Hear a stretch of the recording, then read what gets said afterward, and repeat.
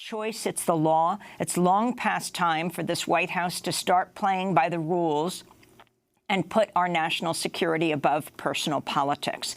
So for more, we go to Washington, D.C. to speak with California Congressmember Khanna. Welcome back to Democracy Now!, Congressmember. Explain why you feel this is such a critical issue. Well, this is a systematic assault on civil servants and expertise in our democracy. It's unprecedented. Here you have a situation where the civil servant, Tracy Newbold, of great courage, has come forward and is saying that despite the career recommendations to deny security clearances, the president overruled that and for personal reasons gave these security clearances. And there's some serious allegations of why people were initially denied these clearances. Drug use, potential foreign context, potential concerns of business dealings. So the American public needs to know why career officials were overruled and these security clearances were granted. Well, Congressman, Republican leaders, including one of your colleagues, Representative Jim Jordan, have said that the committee is cherry-picking the testimony that Newbold gave behind closed doors, and that, after all, the president has the ultimate authority to grant security clearances. How do you respond to that? Well, I would say two things. First, we're not cherry-picking the testimony, and the Republican memo, which people should read for themselves, says, well, there may be 4 or 5 issues that are very serious, not all 25. That's hardly a defense. Even they are acknowledging that there are 4 or 5 very serious cases. Second, the president doesn't have absolute authority to do anything. I mean, for example, I'm not alleging this, but if there were allegations that the White House was selling security clearances, certainly that would be illegal. The president does have discretion, but he does not have the authority to have misconduct. And what we need to investigate here is, was there misconduct? Were people granted security clearances because of political preferences or nepotism, and were the rules not followed? I want to go back to Tuesday's hearing. This is Democratic Congressmember from New York, Alexandria OcasioCortez. People are, folks are suggesting that we are conducting foreign relations with folks with security clearances via WhatsApp. I mean, every day that we go on without getting to the bottom of this matter is a day that we are putting hundreds, if not potentially thousands of Americans at risk. I mean, really, what is next? Putting nuclear codes in Instagram DMs? This is ridiculous. We need to get to the bottom of this. And in order to do that, we have to issue subpoenas because people in this administration are not cooperating. So that's Alexandria OcasioCortez from New York, your colleague on the Oversight Committee. Also, the issue of retaliation against Tricia Newbold, the staffer at the White House, who has blown the whistle on these, at least it looks like, 25 people who she recommended not get that security clearance, and then it went on up from there, and that was overturned.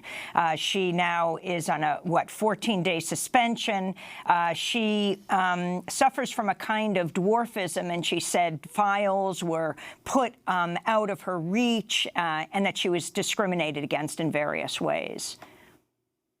Well, she's shown incredible courage. I mean, imagine what she's facing. Here you have a president who is apt to tweet out about any person who he disagrees with or who he feels is a threat to his presidency. And despite despite potential Republicans attacking her or media attacking her, she has come forward in a very patriotic way to say that the country really needs to understand what went on. I will give credit to a couple of Republican colleagues on the Oversight Committee who yesterday assured her that they would protect her ability to come forward and would make sure that there was not any public retaliation, because what she's done has really shown courage.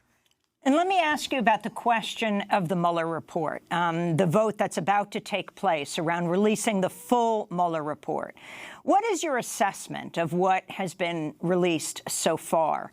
There are a lot of questions about the continued assertions of Congress members that there is clear collusion as opposed to corruption. What do you feel Barr has released and what he should have the power to hold back, and whether you should see the whole report? What kind of power does Congress have? Both questions.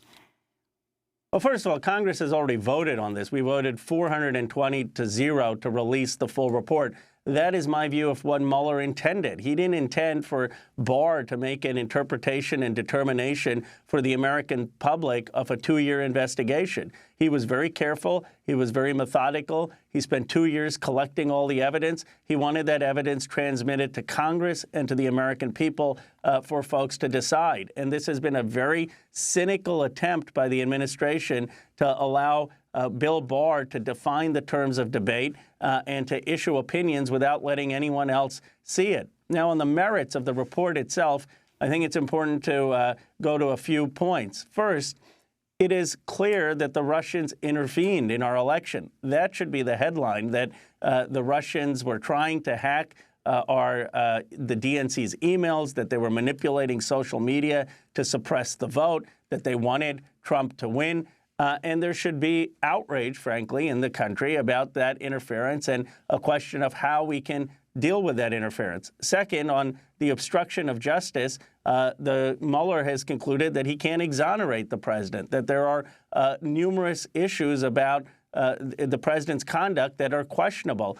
The Congress needs to have a debate about that and a debate about the president's conduct and whether it was appropriate or not. So Bill Barr has usurped the conversation, and the American people need to take that conversation back by demanding the full release of the report. Congressman, I wanted to turn to another topic, a foreign policy issue that you've been very involved in. You've been in the forefront of pushing a war powers resolution in Congress related to stopping U.S. backing for the Saudi war in Yemen. And a version of that bill has passed in both the House and the Senate. What's your expectation of what President Trump will do? Or do you have any indication from the White House? Well, it's passed the House and the Senate, but we need to repass it in the House this week. And unfortunately, the Republicans are trying to play games. They may try to weaponize anti-Semitism to attach a measure to the war powers resolution to try to prevent it from going to the president's desk. And we have been working very, very hard. I give actually Majority Leader Hoyer credit to make sure that they don't attach some resolution to defeat the Yemen War Powers resolution from going to the president's desk. I'm actually hopeful that the president may sign this. I mean, it has bipartisan support with people like Senator Rand Paul and Senator Lee.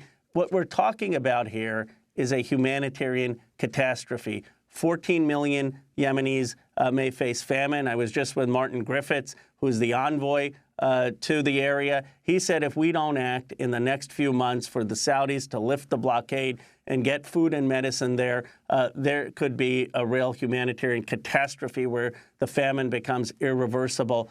I am so passionate about this because in 1943, when my grandfather was in jail in India, there was a famine of 3 million people in West Bengal, and that was because of British indifference, because they didn't do anything to help those folks in West Bengal. We should not repeat that mistake today. We have to act. The world has to act. It's really not a partisan issue.